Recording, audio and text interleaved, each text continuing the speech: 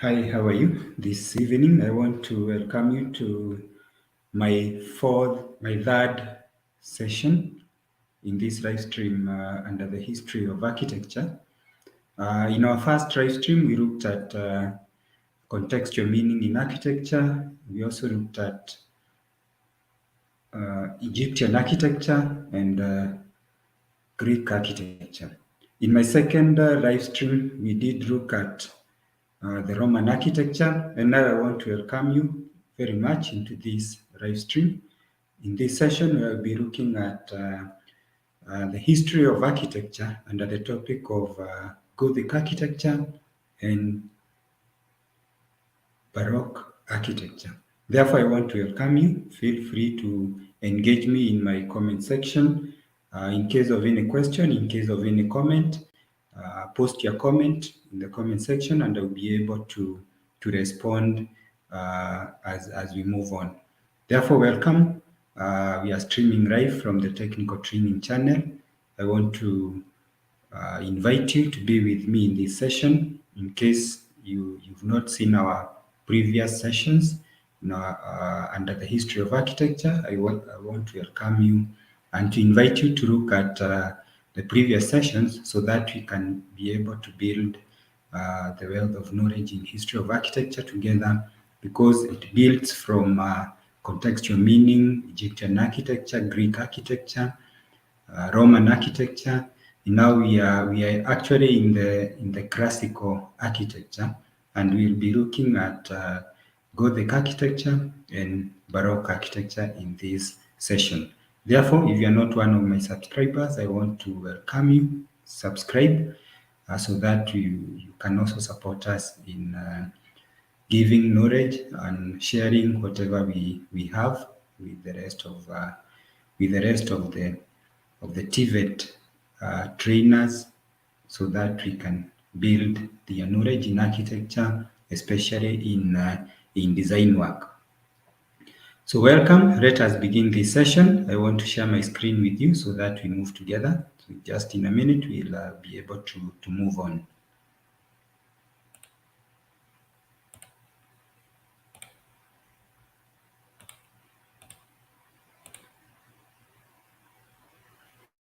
So there we are. You can see you are able to see my screen. Just as I said again, if in case of any question, post it in my comment section and I'll be able to respond it as we move on. So therefore, let us go direct into Gothic architecture. And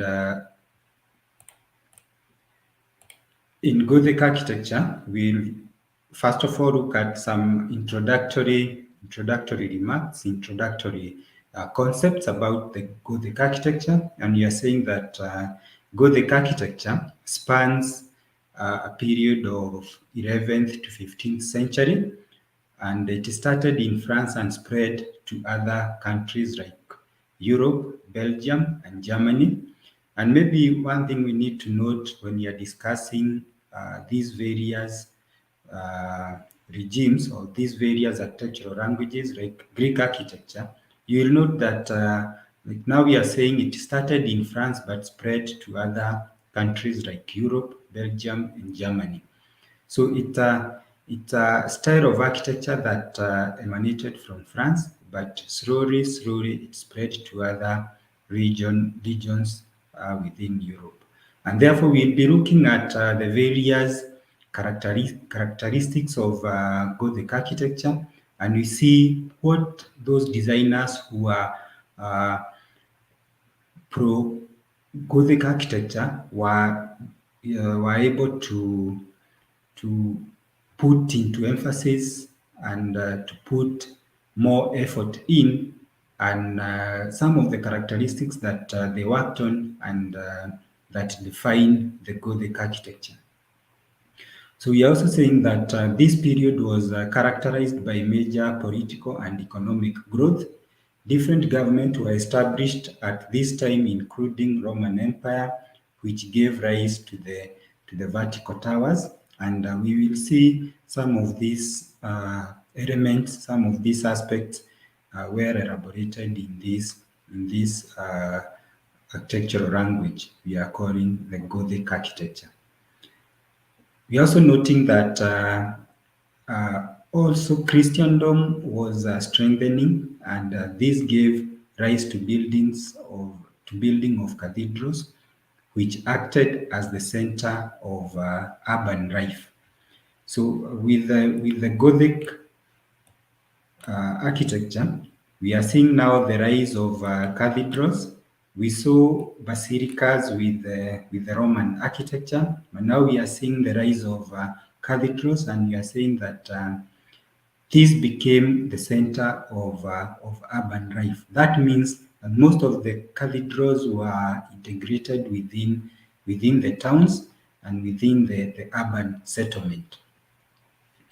We are also noting that the cathedrals became religious centers, thus becoming symbolic in social life and the town life, just as I've mentioned, that the cathedrals were integrated within the urban settings, and therefore they also became part of the social life of the people within a certain urban center. The medieval town planning and building established in the Roman times continued in this period, with the cathedrals at the center of each town. And you're saying that next to it was the city hall, and these were the two most important buildings in any town.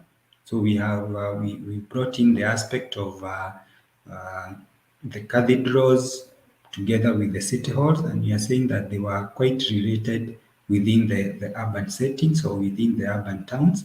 And maybe we could even articulate this type of concept even in our own big towns. Like even in Nairobi, you can see how cathedral and the town center are related. It could be a concept that was derived from what was happening at that particular time in France. Then we are also noting that the towns contain a dense pattern of streets, symbolic of protection and security. So the towns, the way they were organized, buildings we are done in streets. So we are saying the towns contained dense pattern of streets, and for them this was a symbol of protection and security. Then we are also saying that the buildings were also vertically tall and narrow, with shops at the ground level and dwelling houses in the upper floors. And I think this is also a concept that has been quite employed even to the modern setup, modern domestic setup, where we have so many buildings, so many tall buildings, which the narrowness could be debatable at this particular time. But we are saying for the Gothic language of architecture, the buildings were narrow, which they housed the ground floor had shops, just as we see them today, and the dwelling houses in the upper floors.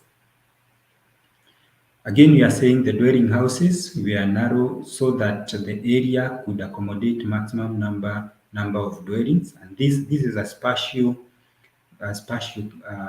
type of influence where we are looking at the space available for buildings to come up, and maybe the amount of the people who want to bring up buildings and the space available.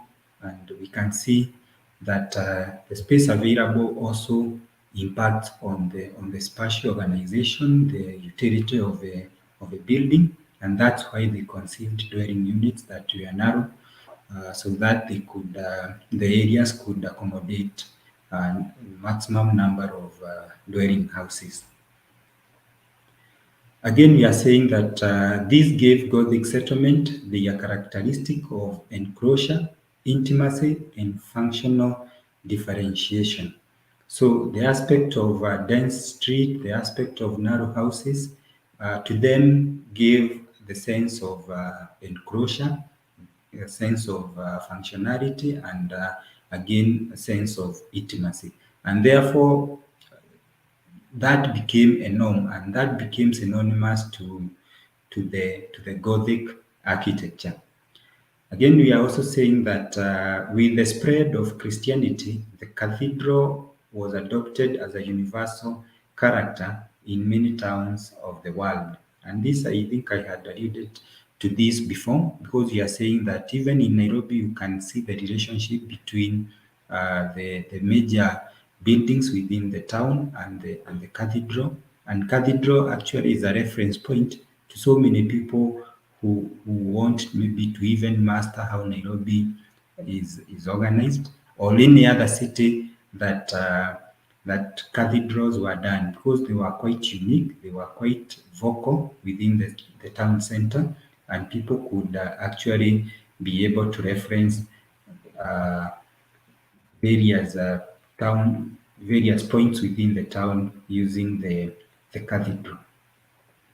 Then again, the Gothic architecture had a number of elements that were quite evident, or we could say they are synonymous with this architectural language. One of those elements is what is known as the pointed arch.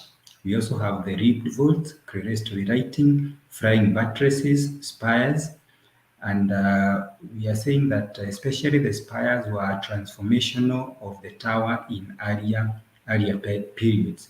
Earlier periods were used towers. Then when we came to them, or when this civilization came, the Gothic language of architecture, they looked at spires as a transformation, as a transformation from the prior concept of towers. So we'll see some of these uh, elements with some of the works that were done within this period, and maybe we'll be able to identify some of these elements that you are talking about. Then let us look at the characteristics of Gothic architecture. And one of them we are saying is the plan. And we are saying that most Gothic churches are often often of the Latin cross or the cruciform plan, with a long nave making the body and transverse arms called the transept. So actually, it's basically a cruciform like plan, where we are saying the long nave making the body of the church, and of course the shorter arms of the cross, which we are calling the transepts, were also part of the church. But the main point we need to note here is that plan being one of the characteristic of Gothic architecture, then the plan, most of the Gothic churches took the plan of a Latin cross, or what we are calling the cruciform. We are also saying that there are several regional variations on this plan, because we are saying most of them, not all of them, because some of them, depending also with the designer's vision, and also maybe the religious concept behind a certain region, or a certain piece of number of people who wants to do the church. It could vary from the Latin cross to maybe another type of design. Again, we are saying that the naves are generally flanked on either side by aisles, usually single but sometimes double. So the nave is the central part of the church, but on either side, to the left and to the right, it's flanked by aisles, which we are saying that mostly they are usually single aisles, but sometimes they could be double. The nave is generally considerably taller than the aisles, having clerestory windows with right the center, which right the central space. So this is, I think, is a concept that we've seen being advanced from the Egyptians to the Greek to the Romans about the clerestory writing, and this is a concept just as I explained in my previous tutorials, that the central part of the church, or the central part of the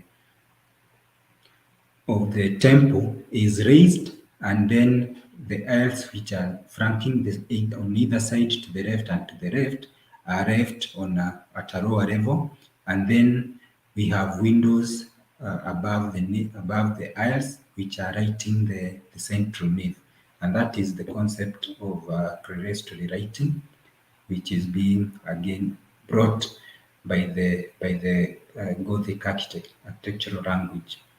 Then the other characteristic is the pointed arch. This is one of the defining characteristics of Gothic architecture, and we are saying that arches of this type were used in the pre-Islamic and as well as Islamic architecture before they were structurally applied in medieval architecture. So pointed arch is a great characteristic or great architectural element for the Gothic architecture, and maybe we'll be seeing it in some of the works that we had done at that time, and we'll be able to point out some of these characteristics.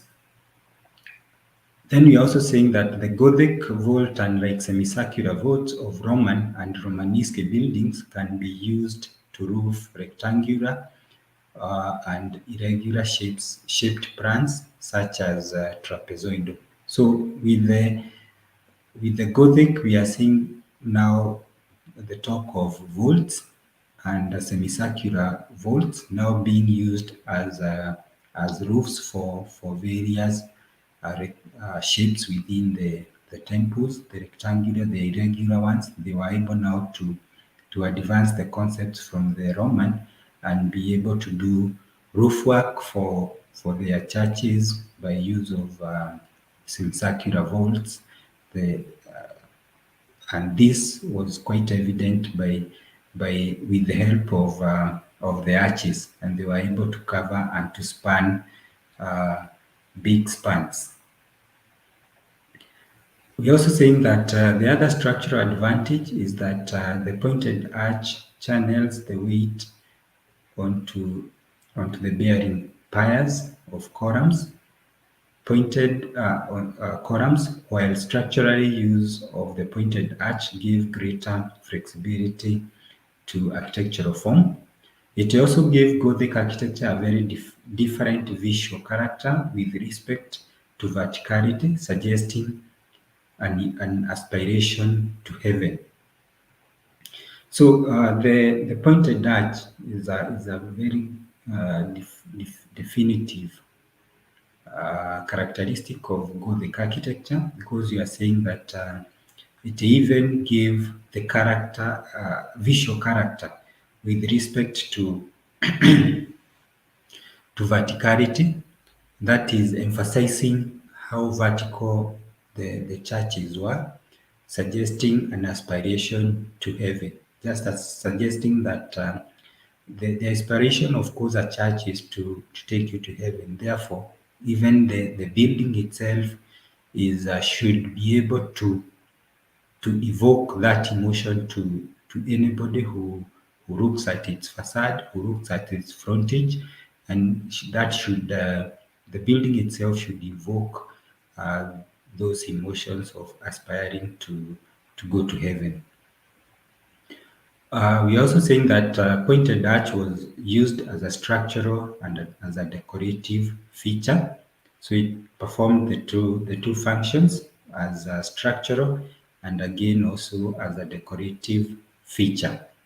Gothic openings such as doorways, windows, arcades, and galleries have arches, and even if you literally look at or search the various buildings that were done within this period or within this architectural language, Gothic architecture, you will note that most of the doorways, most of the buildings that were done, their doorways, their windows, their arcades, their galleries, all are housed within arches.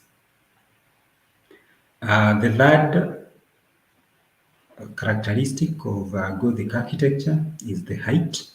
And you are saying that a characteristic of Gothic architecture, just as said, is height, both absolute and in proportion to its width. So definitely we are talking of the height of the building with respect to or with proportion to its width. A section of the main body of the Gothic church usually shows the nave as considerably taller than its wide. So the nave definitely is taller than the width, and that's why we are saying that the height of the Gothic churches was uh, was could be described with respect or in proportion to its width. Externally, towers and spires are characteristic of Gothic churches, both great and small, the number being one of the greatest variables. So we are saying here that towers and spires, and we will be able to see the spires within the temple architecture or Gothic architecture. And we are saying that this is again another major characteristic of Gothic churches, whether they were small or they were great temples. And what would vary is the number of the piers that are used in a particular church, or the amount of or the height and how vertical the spires were. And that was basically to emphasize on height. Then the other characteristic is verticality, and we are saying that the pointed arch lends itself to a suggestion of height. This appearance is characteristically further enhanced by both the architectural features and the decorations of the buildings. So the architectural features that were employed were meant to improve on the verticality of the building. We are also saying that on the exterior, the verticality is emphasized in a major way by the towers and spires, and in a lesser way by strong projecting vertical buttresses, long narrow windows, vertical moldings around doors, and figurative sculpture which emphasizes the verticality.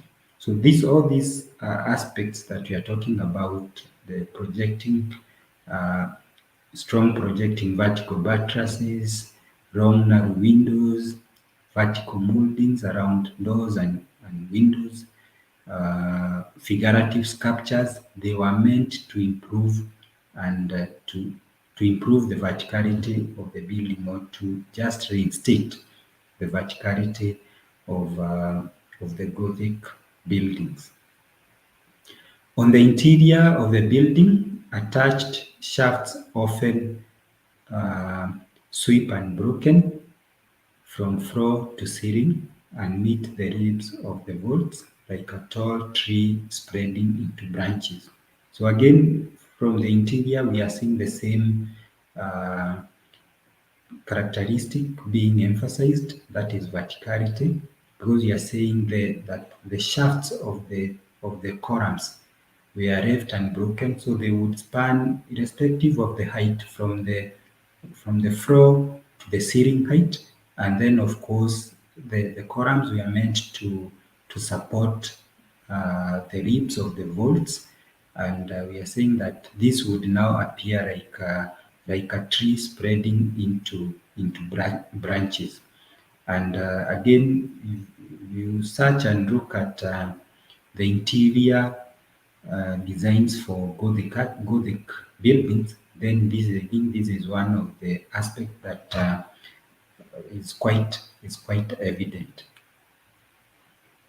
The other characteristic is framed structure.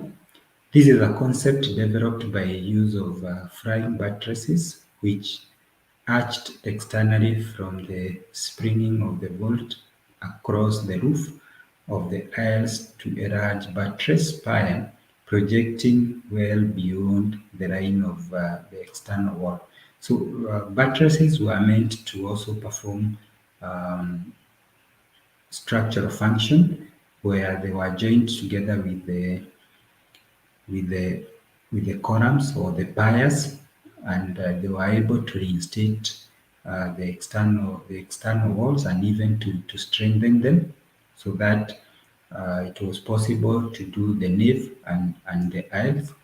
We're also saying that the internal columns of the archive with the attached shaft, the ribs of the vaults and the flying buttresses with the associated vertical buttresses meeting at right angles in the building created a stone skeleton. So this is the aspect that we are talking of the framed structure. So the way the flying buttresses were combined with the columns brought a skeleton like of the whole structure, and that's why we are calling this characteristic as a framed structure, which is generally like what we this particular time we refer to as the columns and beams, because that now gives us a framed structure which purely performs the function of structural function. We're also saying that between these parts, the walls and the infills of the vaults could be of lighter construction. Just like today, once you've done the columns, you've done the beams, then the infills do not matter. They could be of lighter construction, they could be any material as long as it, it offers the security, it offers protection from harsh weather conditions, gives security to those who are to the occupants of the building, because the rest is actually the weight of the building is carried by the framed structure. Throughout the Gothic period, due to the verticality of the pointed arch, the structure of the Gothic window developed from simple opening to immensely rich and decorative sculptural design. We're also saying that the windows were often filled with stained glass, which added a dimension of color to the light within the building, as well as providing a medium for figurative and narrative art. So this is another concept where we are talking of the window now becoming not just as a simple opening, but a decorative aspect, a decorative feature of the design, a decorative feature of the whole uh, composition, whether it's a temple, whether it's a church. The windows now stopped just becoming an opening, but they became as part and parcel of the decorative aspects of the whole composition. And we are saying again, they were also filled with stained glass, which added dimension of color to the light within the building. And this is again was a very uh, good concept, or a concept that was quite embraced within this time, when the use of stained glass, which actually added a dimension of color to the writing within the building itself, uh, and itself would also bring the aspect of sacredness within the building, which is actually the main purpose of a church or a temple. And the same concept even to date. We have so many churches who still adopt the same concept of stained glasses, which still performs the same function. The other characteristic is light. This is one of the distinctive characteristics of Gothic architecture through provision of expansive areas of windows and very large sizes of many individual windows. And just as I said, alluded in the other characteristic, uh, we are saying the windows just became part and parcel of the decorative feature of the Gothic architecture. We are seeing now, again, talking of using of windows that would extend to large areas of the walling, and this would allow or would bring light into the church.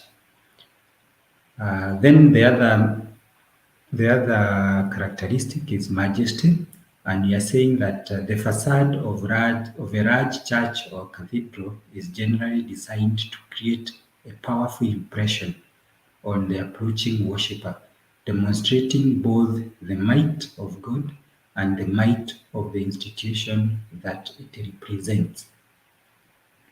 And this is a very important characteristic for whichever church, whether it's in this particular time or whether it's even to date, because uh, most of the churches have maintained this concept where the facade of the church creates a powerful impression on the approaching worshipper, demonstrating both the might of God and the might of the institution that it represents.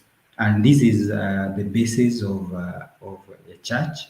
This is how churches should be conceived, because before you even get into a church, you need to feel that powerful impression. You need the building itself needs to demonstrate the power and the might of God, so that even when you are getting into the church uh, for your prayers or for your adoration, then you are already you,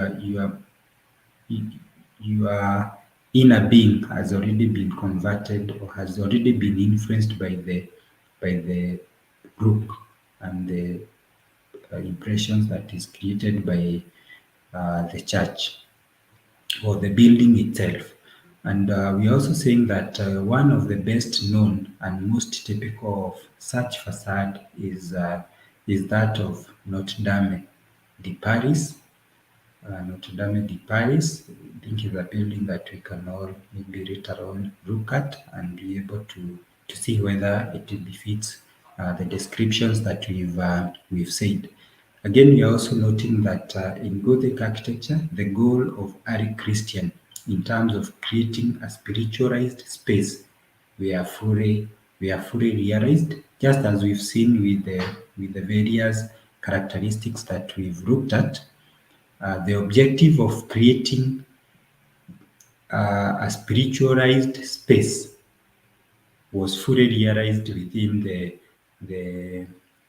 the Gothic architecture, and that's why we are even seeing the same language spreading to other regions, and it was adopted by other designers to be able to articulate and to be able to conceive Christian buildings.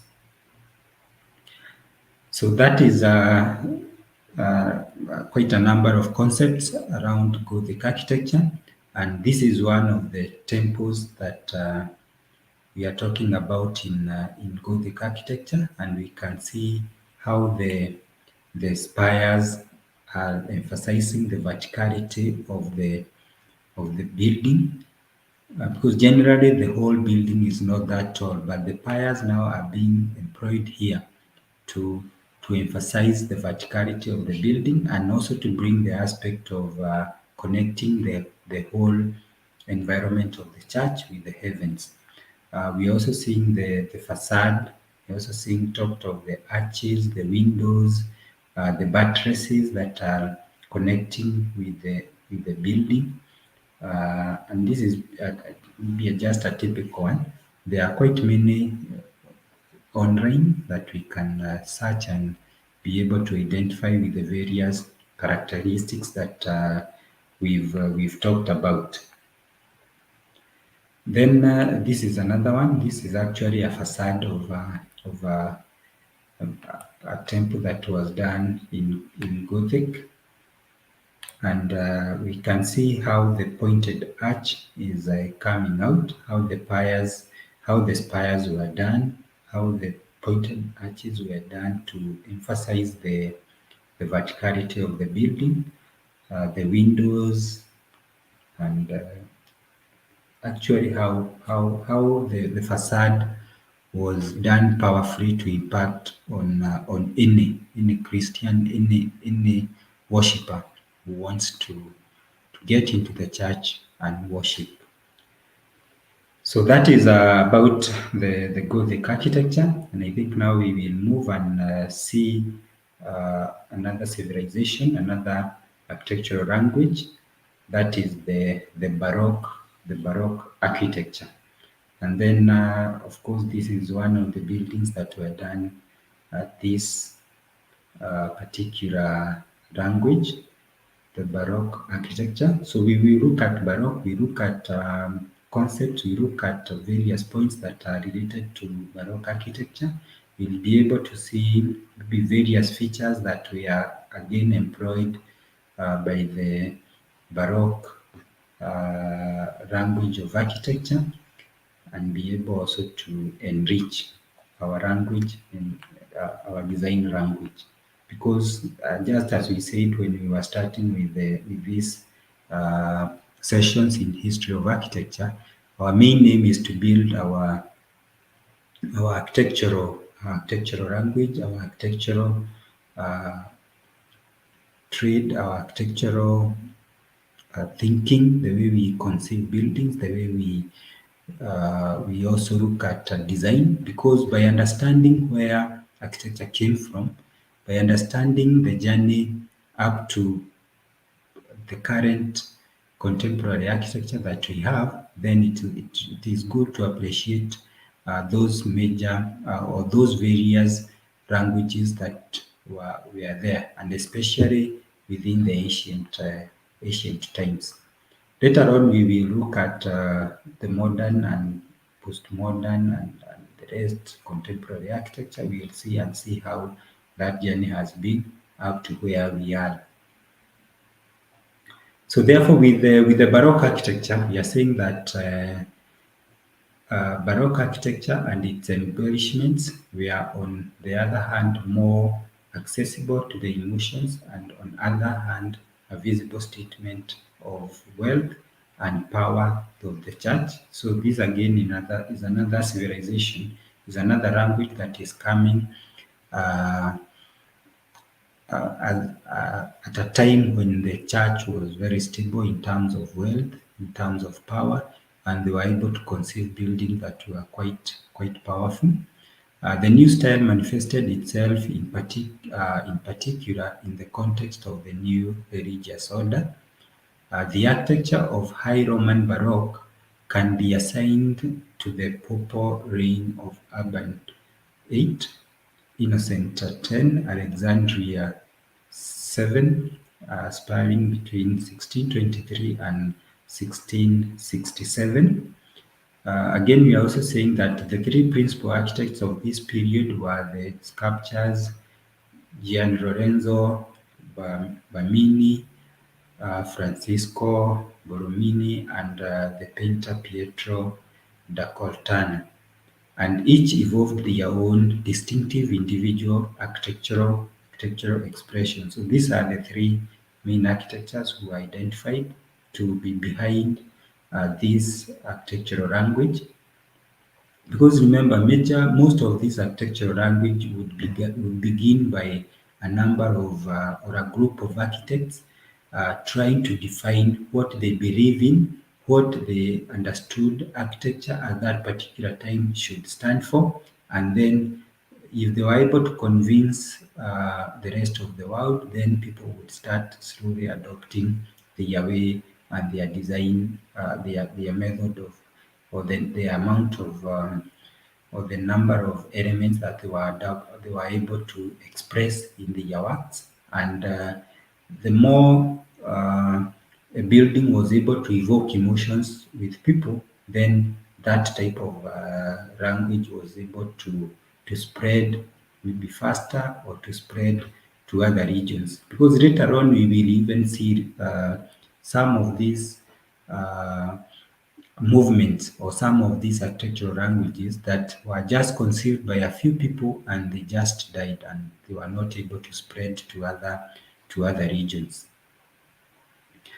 So you're also noting that dissemination of Baroque architecture to the south of Italy resulted in regional variation, such as Sicilian Baroque architecture and that of Naples and Rizi. And this is again a manifestation of how people conceived this architectural language. And you find that by the time it was reaching a certain region, then you find the designers at that particular time in those regions, then they would also vary and improve the style depending on how they also conceived and the various tenets and beliefs they had in architecture or what they believed in. We're also noting that to the north, the Gaitan architecture Camillo Guarini and Bernardo Beltone, Sicilian-born Filippo Giurawa, contributed Baroque buildings to the city of Turin and Piedmont regions. So this again now is there are architects who are advancing the same type of language, Baroque language, within their regions and trying to also extend the same or to give more emphasis to the same type of architecture. And even to date, you find that a particular architect would be really uh, attached to a particular element, maybe is a particular type of a column, particular type of an arch, and they will consistently use it in their design work. And it will start impacting on other designers, other architects, and they would still start conceiving the same and employing it in the same in their designs.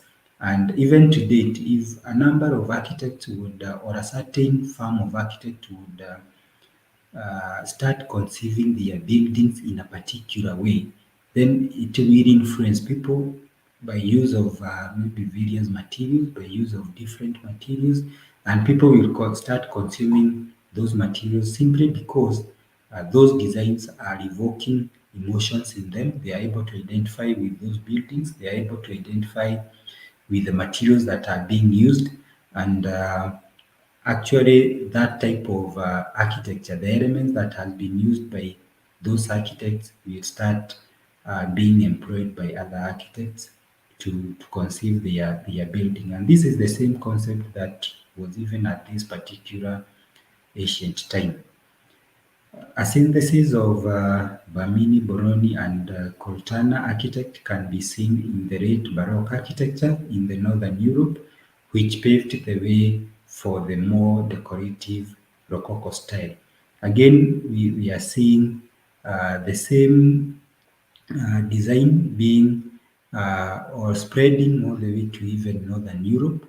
And again, with the various architects who are there, they also improved on what Baroque architecture brought, and the improvement of whatever was there is what now that is paving way to what they are calling the decorative Rococo style. Rococo style is another architectural language that also has its own characteristics, has its own style, elements that they were using in this Rococo style of architecture. So let us now look at the various distinctive features of Baroque architecture. And one of them, we are saying that in churches, broader naves and sometimes given form. So if you were to compare it with the Gothic architecture, we saw the nave being, or the shape of the church taking uh, the, the the form of a cruciform. But now in Baroque, we are seeing broader naves, and maybe smaller aisles, and sometimes even taking the form of an oval form.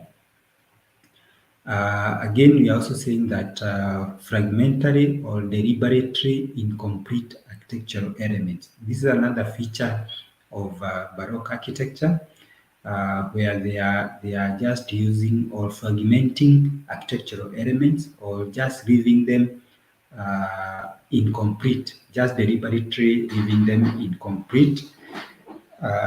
We could talk of things like columns. You just do a column, a decorative column, but you just leave it deliberately, leave it incomplete. Again, we are also talking of dramatic use of light, either strong light and shade, contrast, or uniform lighting by means of several windows.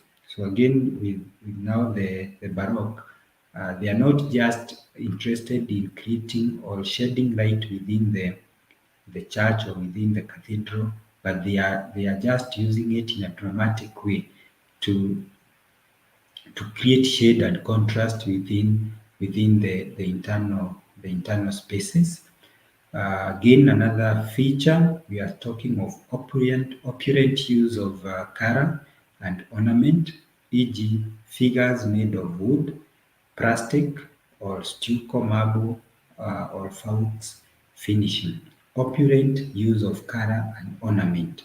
So the way they used their color, the way they used or they would decorate the building, uh, they would do it in a very pragmatic way. Even the way they would use figures made out of wood, plaster, that would be done to just communicate what they believed in Baroque architecture.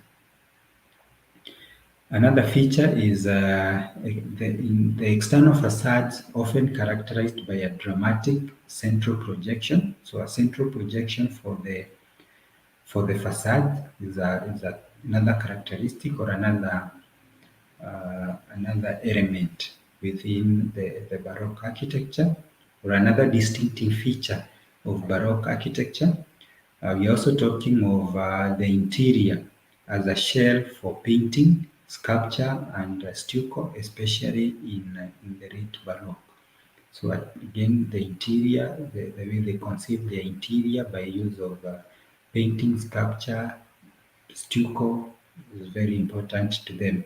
And this also, because architecture will also evolve. The way Baroque started, it will still also keep on evolving, simply because it's being done by people. People are dynamic. They will keep on improving. They will keep on changing one thing to the other. The mind is different. The setup is different, and people will always want to ensure that. Uh, they are not in a very static order. They will always be in a dynamic state of architecture where they keep on changing from time to time. Another distinctive feature is illusionary effects and the blending of painting and architecture. Illusionary effect and the blending of painting and architecture. So that was also key to them. We're also talking of pear-shaped dome was another feature that was quite evident within the Baroque architecture. Another feature is the Marian and Holy Trinity columns erected in Catholic countries, often in Thanksgiving for ending a plague. So this was another feature, especially in most of the Catholic countries. They would do the Marian and the Holy Trinity columns, uh, just as it has been noted as a thanksgiving for ending of the plague. Plague is something like just the corona that has been with us for a number of years from 2020, and then different architects or different church architecture could even adopt something that commemorates the ending of corona, and it could be used by architects, could be used by designers of churches to just as a Thanksgiving, a Thanksgiving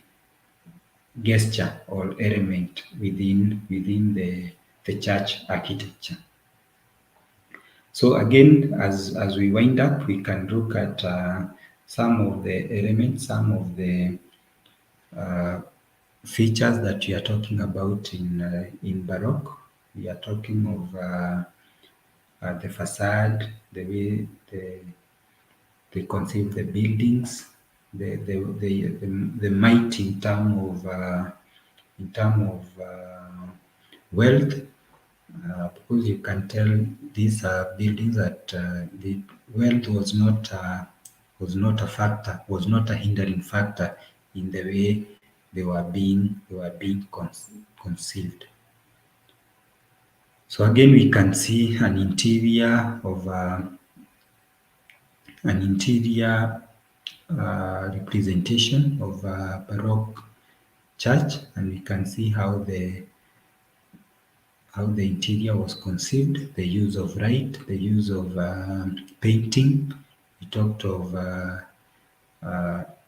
use of arches, and I think this is a good example of some of the things that we've mentioned relating to Baroque architecture.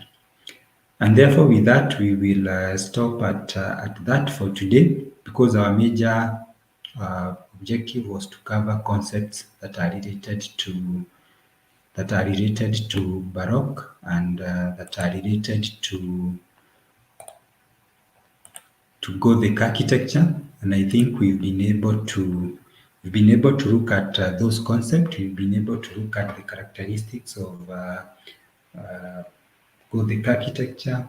We've talked of verticality, height, plan, and many other that we've looked at, and we've also looked at the Baroque architecture. So I think that is what I had for today. I want to thank you very much for staying with me in this session. Just leave me a comment in the comment section in case, so that I'm able to know how the session has gone. And I want to thank you very much for staying tuned. Again, if you are not one of my subscribers, I wish to welcome you. I wish to invite you to subscribe. If you've liked the presentation, if you've gained something from the presentation, kindly subscribe so that even in future when we are setting up other live streams, you'll be the first one to know. You can also share our content. You can also share our tutorials with your friends, because we've done quite a number of videos in our playlist. Also in our live section, we still have more videos there that we are able to share with our colleagues, so that they can also be part and parcel of this channel, and that even in our side we are able to reach more trainees in the TVET industry and pass this knowledge to them, so that at the end we become better designers, we become better conceivers of building, and enrich our vocabulary in terms of design. Therefore, I want to issue a good night. We will be meeting again for another live session tomorrow from 7 p.m. and we'll be looking at a different civilization and comparing it with the ones that we've already looked at. So you can look out for our tomorrow session from 7 p.m. Otherwise, I want to thank you. God bless you for staying tuned. Thank you very much.